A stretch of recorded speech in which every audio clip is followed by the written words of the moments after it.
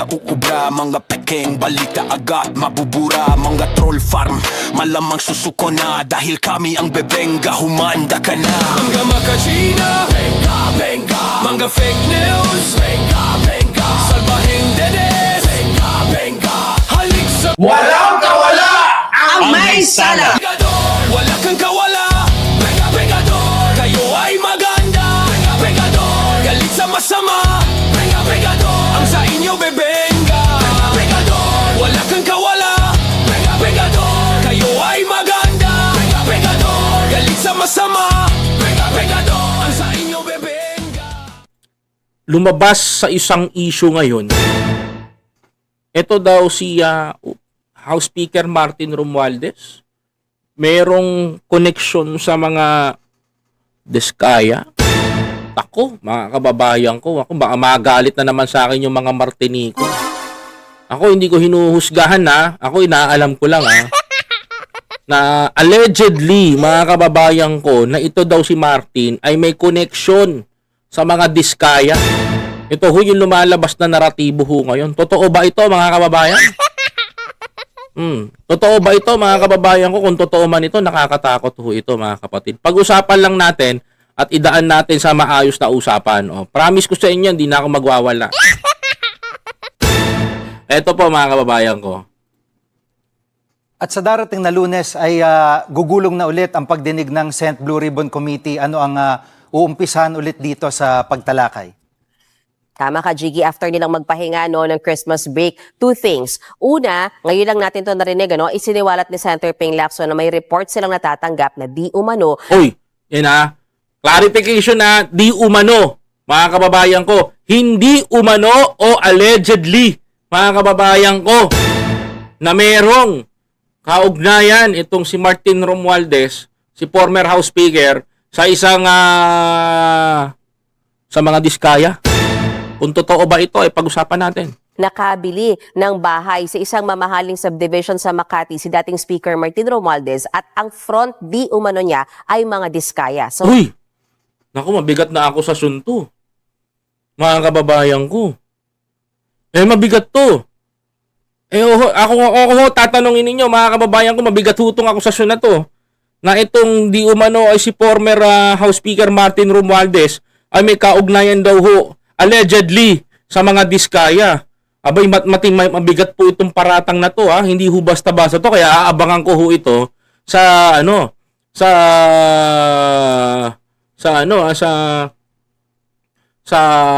tawag dito sa hearing.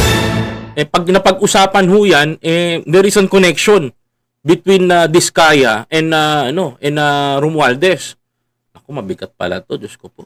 isa yan sa sentrohan ng pagdinig sa darating na Lunes. Bakit mahalaga yan, Shiggy? Ang sinasabi ni Senator Ping Lacson, kapag napatunayan na ginamit di umano ni dating Speaker Martin Romualdez ang mga Diskaya bilang front sa pagbili ng mamahaling bahay, mai-establish kung gaano ka-close yung kanilang relationship. But of course, that doesn't mean na may kinalaman agad sa ghost flood control projects itong si dating Speaker Martin Romualdez. Pero, Okay. Gusto lang nilang tinitignan, malaman yung paano nagkaroon ng communication between the Diskaya and House Speaker Martin Romualdez directly, mga kababayan. pero mas gusto nilang makita yung direct link nung dalawa. So, posible daw na imbitahan sa Lunes. Do kinakausap na by now, at gusto nga daw, sabi ni Senator Lacson na makausap na niya sana bago yung hearing, yung owner mismo ng bahay. Ay nako, mga kababayan ko, Diyos ko, may ads pa pala to. Ayan. Eto lang, mga kababayan ko. Bakit nila pilit na gustong i-connecta si Martin to Diskaya? I have two theory, mga kababayan ko. Like I said, hindi ko kinakampihan si Martin, mga kababayan. Because hindi pa rin siya tumutulong kay Presidente. Ang gusto ko kasi mangyari kay Martin, tumulong kay Presidente Bongbong Marcos. Magsalita na siya. Yun lang inaantay ko mga kababayan ko mga kapatid. Magsalita na siya. Ito lang, mga kababayan, tignan nyo mabuti. Kung totoo, itong sinasabi nila na si Martin Romualdez daw ay di umano ay bumili ng bahay sa isang mamahaling subdivision na nakakonekta sa mga Diskaya, mga kababayan ko. Ano ang kababagsakan nito? Ito ba ay sangkot sa flood control? Ito ba ay establish of connection? Dalawa yan, mga kababayan. Number one, hindi pa rin natin pwedeng sabihin na establish yan for, makinig kayo, for flood control issues. Let's separate that, mga kababayan ko. But if we understand, ang sabi doon, connecta kung gaano kalawak itong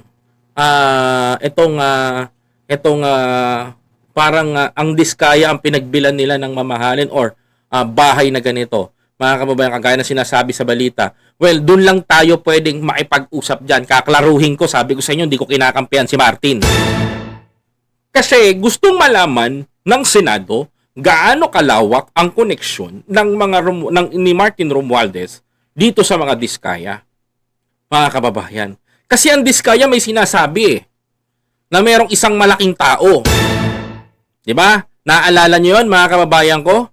Sinabi ni Diskaya na meron silang ilalaglag na malaking tao, but we don't know kung sino 'yon. That until now, mga kababayan ko, hindi po nagsasalita ang mga Diskaya sa malaking tao na 'yon. Mga kababayan ko. Ano ang meron dito? Yan ang pinakamatinding tanong. Kasi pag nalaman ang Senado kasi, ang titingnan nila, gusto nilang malaman if there is a communication between Diskaya and Martin Romualdez. Gaano kalalim? Pwede ba natin to isangkot? Pwede ba natin tong idikit sa flood control? Pwede ba natin tong iganito? May mga business ba sila? Kumbaga malalim na hukayan ng issue. Pero kung sa pagbili lang ng bahay, kung ako tatanungin nyo, pwedeng naging broker lang ang mga Diskaya at buyer lamang itong si Martin Romualdez. Okay? Kaya sabi nila dito, allegedly, mga kababayan ko. Okay? Sabi pa, before ng Diskaya, wala daw po silang deklarang kaugnayan kay Martin. Sabi lang nila kay Martin, para lang kay Martin. Oo, okay. But there is a person na point of view sila na may malaking tao. Sabi dito ni Eugene, kahit ako, di man ako naniniwala, pinagtanggol ko pa. Pero kung ano man ang harapin niya, tsaka bumaba naman siya, ay para harapin, ay niya wala naman siyang wala siya for a speaker. Sabi na pa dito ng mga kabayan natin. Wait muna natin lahat ng naipon at wag magtago doon sa lalabas na katotohanan. Malaking tao baka like senator.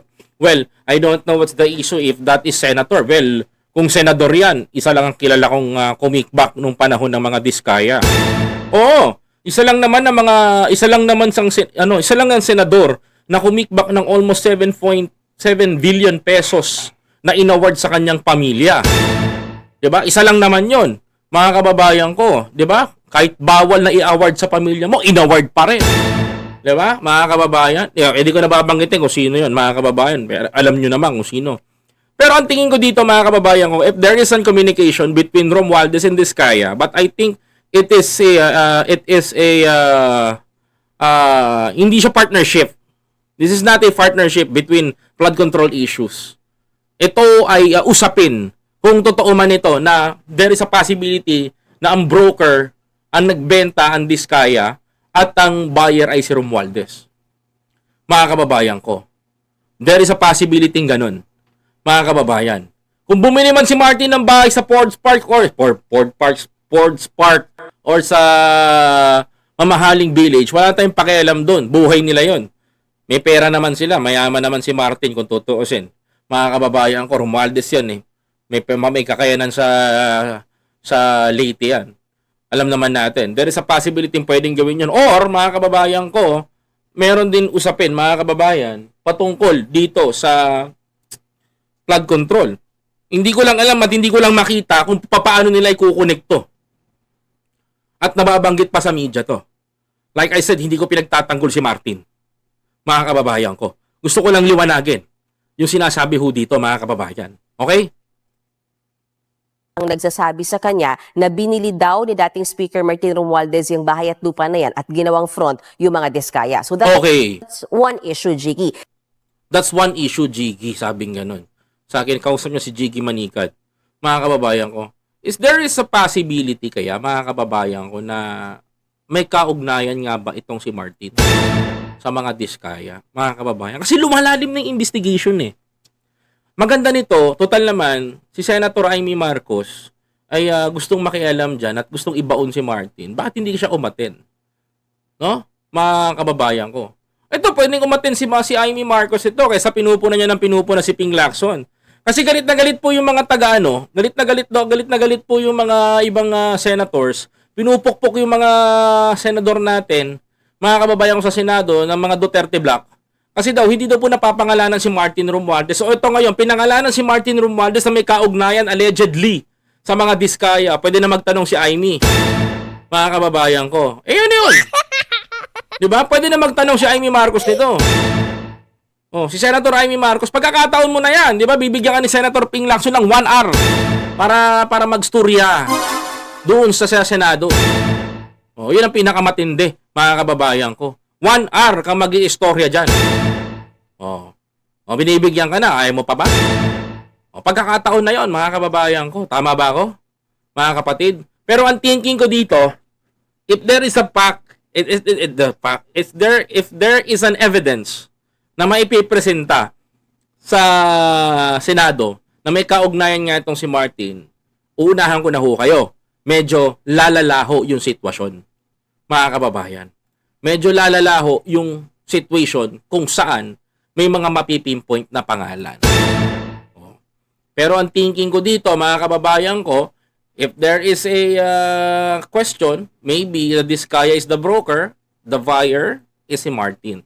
Kung totoo ang sinasabi nila, mga kababayan ko. But still, mga kababayan ko, the news said that is allegedly, mga kababayan, hindi pa po napapatotohanan. Okay? Haka-haka pa lang ng mga ilang senador. Para matapos ang usapan, wala akong kinemeng tanong. Okay? Ito pala, yun ang loko kay President Bongbong Marcos. Alam niyo ba tong hayop na to? Pinaglaruan yung presidente natin. Pinaglaruan yung bansang Pilipinas. Pilipino. Niloko tayo. Oo! Mga kababayan ko, this is very annoying to everyone. Mas malala pa to sa issue ng flood control. Ito yung reporter na inaasahan ni Pangulong Bongbong Marcos, mga kababayan. Tama ho kayo ng inyong naririnig. Ito ho yung mas masahol pa kay Catalina Cabral, mga kababayan ko. Kung saan, yung tumalon, ito dapat tumalon na rin ba to? Panoorin nyo itong video na ito, mga kababayan ko. At kumalma kayo, mga kapatid, dahil pare-parehas tayo mag-iinit ang ulo dito kay former secretary ng DPWH, si Manny Bonoan. Ito yung balita, mga kababayan. Second issue is about kay dating DPWH Secretary Manuel Bonoan. Di umano, nakakuha din ng impormasyon. Si Senator Ping Lacson, nagsumiti raw sa Malacanang ng mali-maling grid coordinates si dating Secretary Bonoan kaugnay sa mga flood control projects. Okay, mga kababayan ko, dito lang tayo. If sabi dito, sabi sa balita, itong si former Secretary Manny Bonoan is nag-send ng mali-maling grid o coordinates. It means a report. Sinabi ni Manny Bonoan dito kay Presidente, Mr. President, tapos na po yung tulay, yung flood control dito sa Davao del Norte. That is Ghost Project by the Diskaya. Mga kababayan ko. Sabi ni Manny Bonoan, nag-submit nung Mr. President, tapos na po itong Quezon City. Ito na po yung bahagi ngayon ng ito ganyan, yung mga flood control, natapos na po natin. Yung po yung sinisend ni Manny Bonoan. Sa makatuwid, mga kababayan ko, niloloko, in a short way, niloloko ni Manny Bonoan itong si Presidente Bongbong Marcos. Mga kababayan ko. So, ito si Presidente nag-utak. Nag-utak si Presidente bago mag-SONA. Ito pala yung nangyari. Nag-utak si Presidente, nagpa-imbestiga si Pangulong Bongbong Marcos.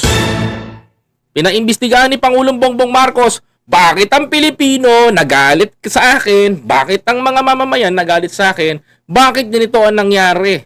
Samantala may mga flood control tayong pinagagawa. Ayos naman ang DPWH. May mga report sa akin na dumarating. Ito yung tamang report. Yung pala, mga kababayan ko, tinatampered. Niloloko ni Manny Bonoan itong si Presidente Bongbong Marcos. Mga kababayan. Bakit? Mga kababayan ko, because of sa malawakang corruption. Doon nagkaroon ng ideya si President Bongbong Marcos na itong DPWH ay gumagawa ng milagro sa taong bayan. Kaya nasabi ni Presidente Bongbong Marcos nung panahon nung kampanya, nung panahon ng SONA, mahiya naman kayo. Mahiya naman kayo sa mga kabahayan. Yung palang pinatatamaan niya, yung mga kasangkot kasama ni Manny Bunuan. Ngayon, yung mga kongresista na nagtayuan at pumalakpak, yung mga hindi sangkot sa flood control, mga kababayan ko. Yung mga hindi tumayo, nahiya, mga kababayan ko, kasi pinatamaan talaga ni Presidente yung tungkol sa mga flood control issues. Ito pa, pinakamatindi, mga kababayan, mga kapatid, mga Pilipino. Ganito nila niloko ang mamamayang Pilipino. Alam mo, ibig sabihin nito, yung kalakaran noon, sa loob ng DPWH, matagal nang umiiral. Yung kalakaran din sa loob ng mga cities natin, mga government LGUs, matagal nang umiikot yung pera-pera system. Naalala nga ninyo, meron pa yung dating kongresista ng District 2, mga kababayan ko, naggawa ng project sa Bulacan, naglaan ng insertion doon. Yun mo, taga-Caloocan ka, naglagay ka ng budget doon sa Bulacan. Diba, mga kababayan ko? Meron pang percentage na nakuha yung mga korap. Di ba? Malawak ito, sobrang lawak ng damage nito, mga kababayan ko. And one of the reason kung bakit nagpa-imbestiga si Presidente Bongbong Marcos, bakit hindi nanalo yung mga senador natin nung 2025 election? Bakit hindi nanalo? Bakit galit ang Pilipino? Because of what, mga kababayan? Dahil po, mga kapatid, sa nakita ni Presidente, na itong ginagawa sa atin ng mga politikong korap. So ngayon, mga kababayan ko, napilitan si Presidente Bongbong Marcos palutangin yung mga magnanakaw.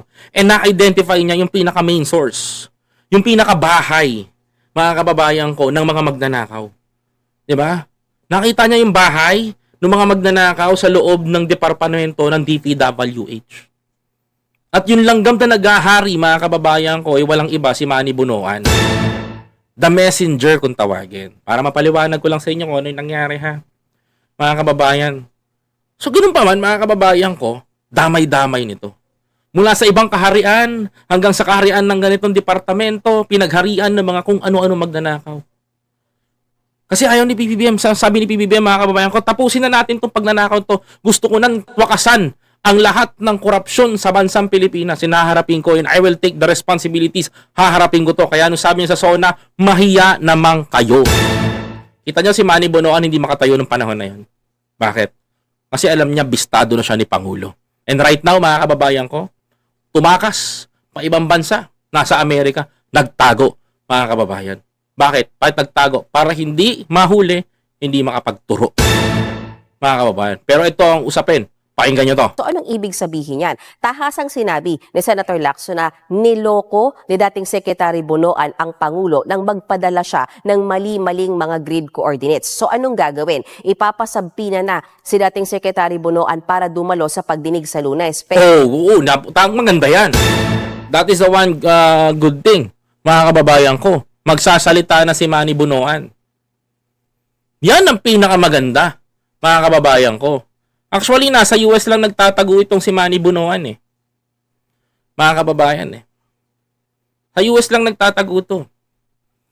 As far as I know, ang balita ko, mga kababayan ko, is minomonitor na ngayon to sa US. No? Minomonitor, alam ng embahada natin kung siya dadamputin. Anytime. Mga kababayan ko. Diba? Alam ng mga Pilipino kung saan siya dadamputin. Alam ng Pilipino siya sa kukunin. Alam ng bansa kung paano siya pa-deport. Well, tama yung ginawa ni Senator Ping Lacson. Pailan na to ng patawag. Hindi naman makakarating to, mga kababayan ko. Dahil tingnan natin, magiging fugitive kaya to. Mag-aalasaldi ko kaya yan? Mga kababayan ko. Di ba? Kaya buti na lang, marunong si Senator Ping Lacson. Sabi ko nga sa inyo, yung matalinong tao to, hindi sayang ang pagboto natin kay Senator Ping. Mga kababayan, totoo lang. Ganyan dapat ang senador na nilalagay natin, may utak, maayos. Di ba? Sana nga, andito pa si Jamie Madrigal eh. Magaling din yun eh. Pero medyo sure na si Senator Ping Lacson na hindi makakadalo si Bunoan dahil nasa Amerika pa siya. So what's next? Siya ay posibleng ipakontempt. At alam naman natin, Jiggy, what's next? After makontempt, maglalabas ng arrest warrant ang Senado, makikipag-coordinate sa Embahada ng Pilipinas sa Amerika at saka ipapaaresto, posibleng ipaaresto si dating Secretary Bunoan para mapaharap siya sa pagdinig ng Blue Ribbon Committee. Jiggy? Correct. Yan ang maganda. O ngayon, magkakaalaman na. Well, matindi to. Yung hearing sa Monday. Mga kababayan, bakbakan together with the connection with Diskaya and submission for Manny Bunoan. Ang hirap lusutan yan. Oo, mahirap lusutan yan. Maniwala kayo sa akin. Mahirap lusutan yan, sa totoo lang. Mga kababayan ko. Mahirap lusutan yan. Kapag ikaw pinatawag ka, wala kang magagawa, you need to obey. Alam mo, in fairness to Manny Bunoan, hindi man siya nagtago mala Saldi ko. Kasi si Saldi talaga magtatago ng matindi yan eh. Pero to si Manny Bunoan, identified kung saan sa US nagtatago eh. And alam ng embahada natin, mga kababayan ko. But the saddest part is, ang tanong dito, magtuturo kaya to si Manny Bunoan? Kasi kung tatanungin mo, yan ang literal na betrayal of public trust. Nang dahil kay Manny Bunoan, napahamak si Presidente Bongbong Marcos sa mga maling report noong unang SONA. So, ibig sabihin ba nito, si Manny Bunoan, sinadya niya ba talaga yan para pagtawanan si PBBM? Eh kung ganon, Manny Bunoan, humanda ka talaga sa amin. Sa pagbabalik mo sa Pilipinas, sasalubungin mo yung milyong-milyong mura ng Pilipino. Diba? Oo! Ay sabi ko sa inyo, sasalubungin mo yung milyon-milyong mura ng Pilipino. Makakatikim ka talaga at makakatikim lang wala sa oras. Ay, abangan mo na lang yung Manny Bunoan. Kung ako sa iyo, payo ko sa iyo kapatid, isa lang. Muwi ka ng Pilipinas, harapin mo ang dapat mong harapin, pag-usapan ang dapat pag-usapan, ituro mo kung sino ang pinaka-ulo ng mga flood control issues dito. Patay na si Cathy Cabral. Isa ka rin sa pwede magturo kung sino pa ang mga tao sa likod ng pagnanakaw sa pondo at pera ng taong bayan. Tapos, period ng usapan. Naku po, mga kababayan ko. Etong si Senator Amy Marcos. Tsaka si Senator Ping Lacson. Naku, nagkasagutan na mga kababayan ko. Matindi ho itong sagutan ng dalawa. Mga kapatid, sapagkat marami hong naaapektuhan ngayon sa kanilang bangayan, mga kababayan ko. Oho, yung bangayan ho ng mga Lacson. Lacson. Raulo itong bada na to. Mga Lacson, mga kababayan, nagbangayan na po yung mga Lacson. Sapagkat ito daw si Senator Amy ay makikihabol daw ho ng sabunutan. Dito daw kay susunod na miyaw-miyaw ng Senado. Uy. Ano nga ba ito, mga kababayan ko? Aba, panoorin natin ang video na to, mga kapatid, kung saan binalita na ni Senator Ping Lacson ang kanyang mga pahayag, kalalon-lalo dito kay Senator Amy Marcos. Ito, panoorin natin. Hindi ng patindi ang patutsadahan ni na Senator Ping Lacson at Amy Marcos. Ayon kay Lacson, hindi siya bakla gaya ng pinapahiwatig ni Senator Amy. Live mula sa TV5 Media Center, nangunguna sa balita si News 5 Senate Correspondent Mian Los Baños. Mian, nagsimula ang bangayang ito sa usapin ng budget pero tila nauwi na sa personalan? Nako, Gigi, ito na nga. Bumuelta si Senate President Pro Tempore Ping Lacson sa mga naunang sunod-sunod na tirada laban sa kanya ni Senator Amy Marcos. At sinagot niya at pinatulan niya yung naunang sinabi ni Senator Amy na baka naman mauwi daw sila sa sabunutan dahil tila pinanggigilan daw siya ni Senator Lacson. At sige, naalala mo, sinabi rin ni Senator Amy na baka kailangan daw tumingin muna sa compact mirror ni Senator Ping Lacson bago siya magbigay ng payo. At ngayong araw, sinagot lahat yan ni Senator Lacson. At sabi niya, teka muna, inaakala raw ba ni Senator Amy na bakla siya at piluka ang kanyang buhok, bagay na itinanggi ng senador. At narito pakinggan natin ang bahagi ng pahayag na yan ni Senate President Pro Tempore Ping Lacson. Ako lang, sagutin ko lang huto, mga kababayan ko. Speaking of Senator Ping Lacson, mga kababayan ko, hindi ko nakikitaan ng pagiging malambot itong ating butihing senador. Hindi ko lang makuha kung bakit nag-iingay itong si Manang Aimee, mga kababayan. No? Todo ingay itong si Manang Aimee ngayon. Hindi ko makuha yung gusto niyang mangyari. No? Hindi ko makuha yung gustong mangyari ni Senator Aimee kung bakit siya nag-iingay ng ganito. Hindi ko rin malaman kung bakit ganyan ang ginagawa ni Senator Aimee ngayon sa Senado. Ako rin, napapaisip din ho ako, mga kababayan ko eh. Sa totoo lang, napapaisip po ako. Kasi ho, nagtataka rin, ako na rin ho mismo na vlogger, nagtataka rin ho ako sa inaasal nitong ate ni Pangulong Bongbong Marcos. Bakit kaya ganito? Mga kababayan ko. No? Samantalang, ang panayam po na ni Senator Aimee sa budget, samantalang doon tayo dapat mag-focus. Tama ba ako, mga kababayan ko? Ako magpo-focus ako sa usapin kung tungkol ho ito sa budget. Mga kababayan. Budget ho. Kasi yun ho ang pakay ko dito. Yun ho yung naratibo na gusto ko na mapag-usapan, mga kababayan. Kasi hindi ko na ho, paulit-ulit na lang ho itong si Senator Aimee na nakikipaggirian eh. Sa totoo lang. Nakakasawa man ho, pero totoo yung sinasabi ko. Paulit-ulit na lang ho ito nakikipaggirian, mga kababayan ko. Wala hong kapayapaan. Wala hong peace sa Senado. Alam niyo ho, mga kababayan ko, bakit po binoto-boto niyo ho ito?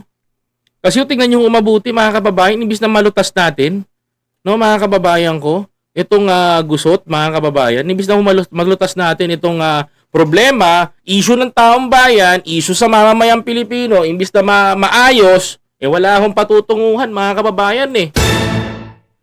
Di ba? Tapatin natin to si Aimee. Di ba, Aimee, gusto mong mapanagot si Martin Romualdez? Di ba? Gusto mong mapanagot si Martin Romualdez. Tama ba ako, Senator Aimee? Tapatin niyo ho ako, straight to the point. Di ba? Ba't hindi ho kayo magsalita sa Senado? Andyan ho kayo sa authority, ini-issue nyo pa ho. Di ba? Ang masakit kasi dito, nakikita ko, sorry sa mga naniniwala kay Aimee. Ang gusto kasi ni Aimee, mga kababayan ko, double kill. Alam niyo ho ibig kong sabihin? Mga kababayan, ang gusto ho ni Aimee, double kill. Why I'm saying that Aimee Marcos wants a double kill na mangyari sa Senado, makinig ho kayo sa akin. Gusto niya hong kaladkarin sa kahihiyan si Martin Romualdez at idamay si Pangulong Bongbong Marcos. Nang sa ganon, madamay din ang unang ginang. Di ba, mga kababayan?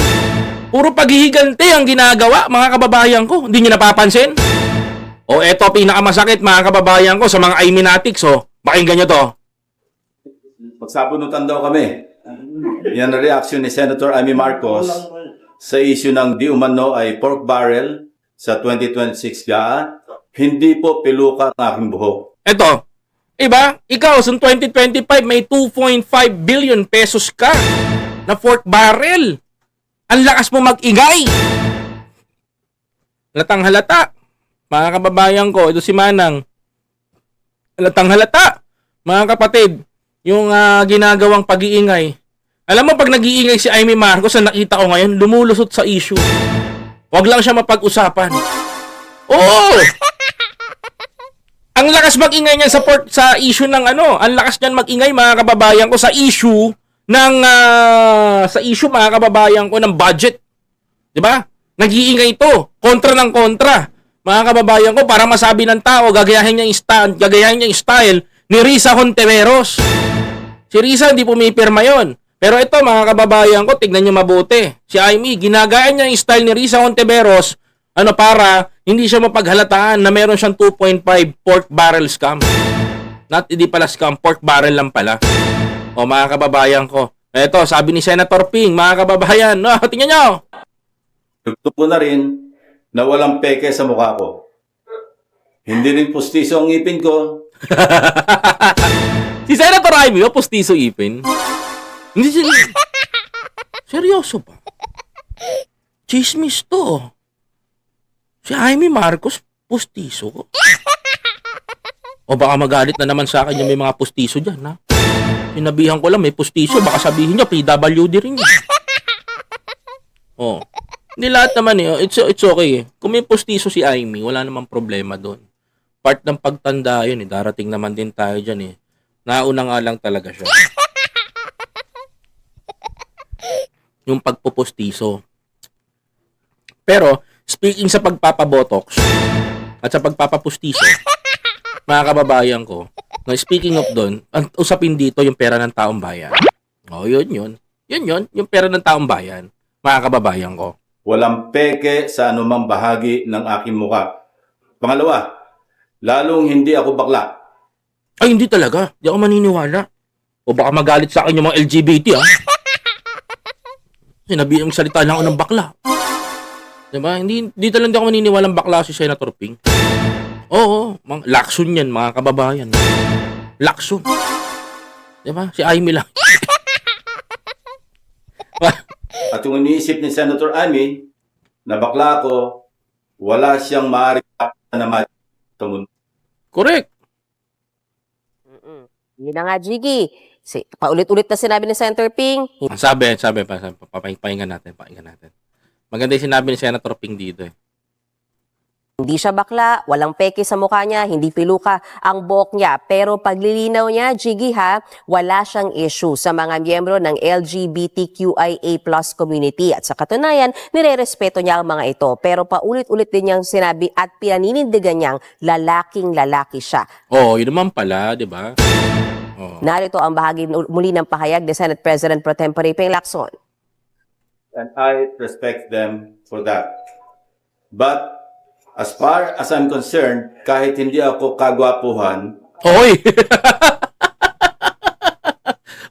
Ang lakas mangantaw nito ni Senator Ping, mga kababayan ko, ha? para sa akin, masarap pa rin na maging tunay na lalaki. Correct, mga kababayan ko. Masarap pa rin maging talagang tunay na lalaki.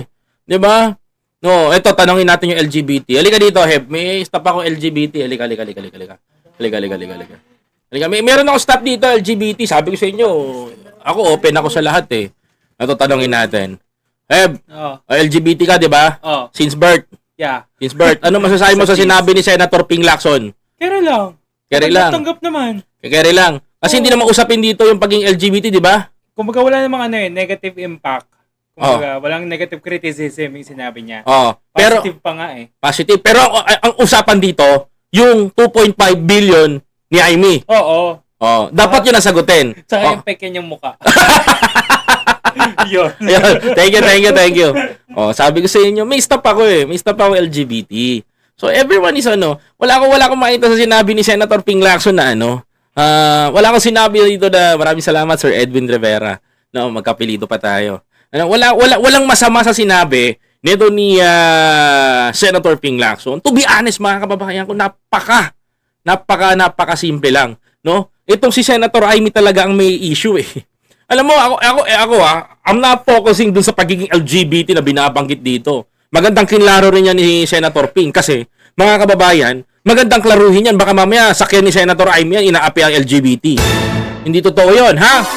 Hindi lang akong katotohanan doon. Mga kababayan ko, to be honest, inangat pa ni Senator Ping Lacson. Ang question dito, mga kababayan ko, at nararapat nating questionin, yung 2.5 billion pesos na pork barrel ni Aimee. Saan mo dinala, di ba? Ang lakas mong mag-ingay. Tapos ngayon, hahanapin sa'yo yung 2.5 billion pesos na pork barrel mo. Nasaan? Ano ka eh? Yun ang pinaka doon, di ba? Taga Ilocos Norte ako, pero ayaw ko yung ginagawa ni Aimee. Go, Senator Ping. Ang sakit. Aray ko, mga kababayan. Yun ang masakit doon, di ba? At tulad ni na Tito Soto at Kiringo Hunasan, macho din po ako. Lalaking lalaki. Lalaking lalaki. Period. Jiggy, balik lang tayo konti. Ano bang context? Bakit ba nagkakaroon ng iringan itong dalawang senador na ito? Kung maaalala mo sa mga live reports ko last week, mga kapatid natin naalala nila, nauna si Senator Aimee na tinuligsa niya talaga yung laman ng 2026 national budget na Ayun. anya ay tad-tad ng pork barrel o yung Okay. soft pork sa pamamagitan ng ayuda programs. Ayan. Soft pork, yung tinatawag niya, pag sinabing soft pork, yung ayuda, Kasama na po dyan yung, hindi po ako nagkakamali, is kasama po dyan yung AIX, Tupad, kasama po dyan yung mga pinamimigay po na perks ng mga senador, na ayuda sa taong bayan, mga kababayan, yung mga ano. Alam mo si Senator Amy Marcos, lagi pong bida pagbigayan ng ayuda. Oo, totoo lang. Kasi po nakasama na po ako ni Senator Amy, mga kababayan ko sa bigayan ng ayuda. Gusto niyo po pakitaan ko kayo? Papakitaan ko kayo ha. Ito sa atin lang ha. Ako ho dating kasama ni Senator Amy. Ito ho yung mga nabibigyan noong 2.5 billion. Pakita ko ho sa inyo, mga kababayan ko. Kasi importante na malaman, ayoko rin naman maging bias, no? Ayoko maging bias. Alam mo si Martin Romualdez, mga kababayan ko, naging ano rin 'yan, naging tagabigay din ng ayuda, mga kababayan. Oo! Naku, Diyos ko, mga kababayan ko, ito papakita ko sa inyo ha. Ito, wag sasama loob nyo ha. Oh, ayan, papakita ko sa inyo, ayan. Oh. We will Ayan, always mga kababayan ko. Ayan ho si Senator Amy, mababa ho sa helicopter. Actually, kasama nga ho ako dyan. Return! Oo, ayan o. Ayan, pinakita ko sa inyo, ha? Oo. Pinapakita ko lang ho sa inyo para makita nyo ho. Ayan.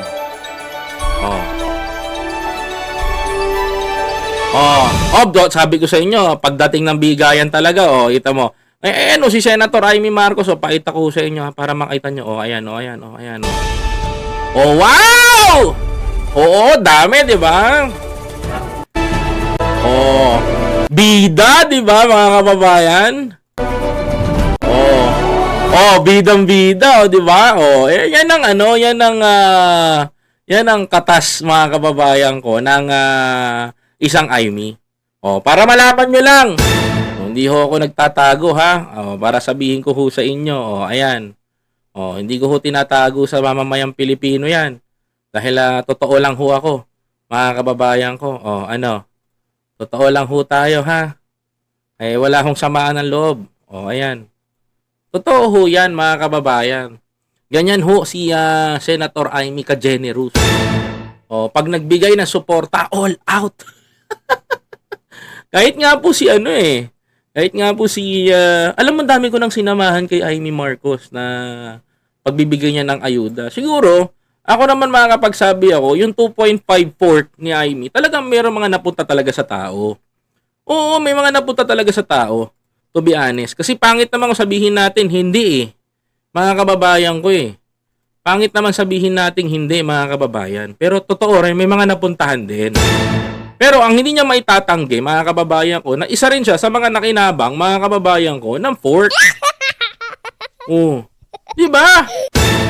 Batikos, kaso nga lang, batikos ka ng batikos, nilulusot mo yung sarili mo, pero meron ka naman din fork. Kaya kung magkalabasan man ng ebidensya, meron ako dito. Di ba? Ayun ang totoo doon. Hindi maitatanggi. No? Mga kababayan ko, na kasama na meron talagang pork o baboy. Pork barrel. Etong si talagang meron siyang pork. Yun ang pinakamahalaga doon. Meron pa nga ako nasamahan diyan, nasa Nueva Ecija kami. Doon namigay naman siya sa mga farmers din. Malinaw doon. Ako maniniwala ako kay Senator Ping na may pork siya dahil talagang nakita ko meron. Hindi ka naman makakapagbigay ng ayuda kung wala kang pork barrel. Chos yun. Good evening po. Ganda ng sunglass mo. Oo nga, maganda talaga to, Ate LB. Sama ka ko to nabili.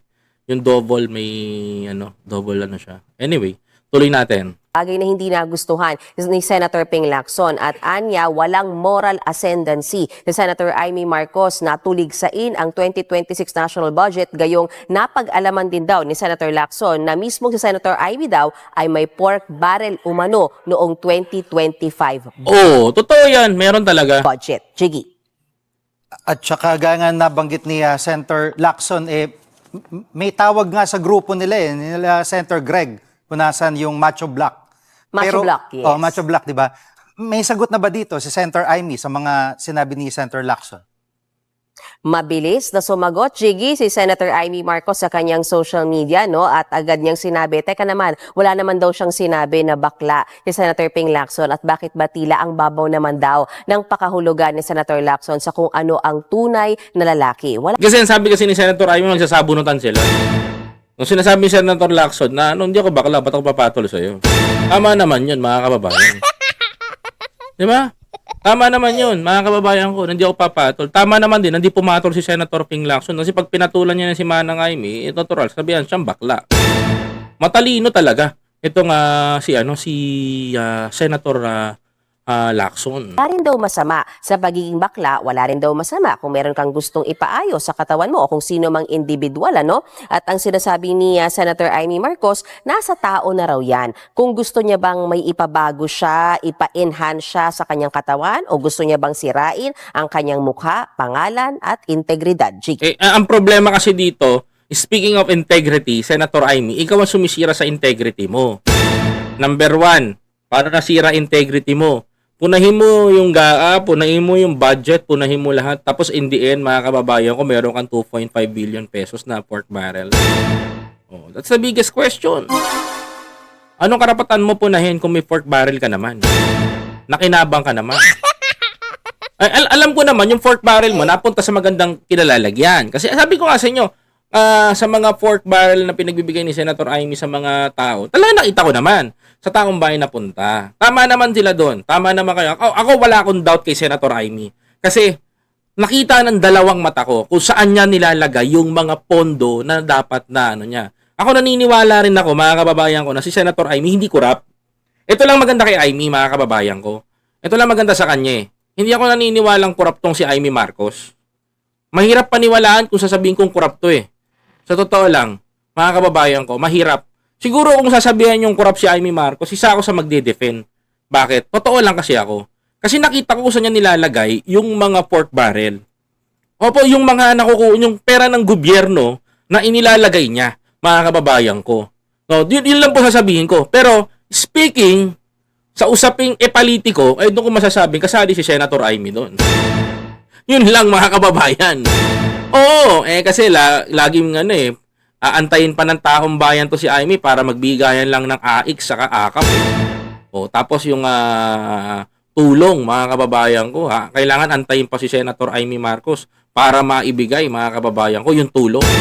Yun lang ang masasabi ko. Yun lang yung komento ko doon, mga kababayan. Kailangan andoon siya, mga kapatid. Okay? Old school politician, mga kababayan ko. Kung tawagin, tama ka doon, overthinker. 'Di ba? Old school politician si Amy. So yung diskarte niya, ako sabi ko nga sa iyo, from Manila to Baguio.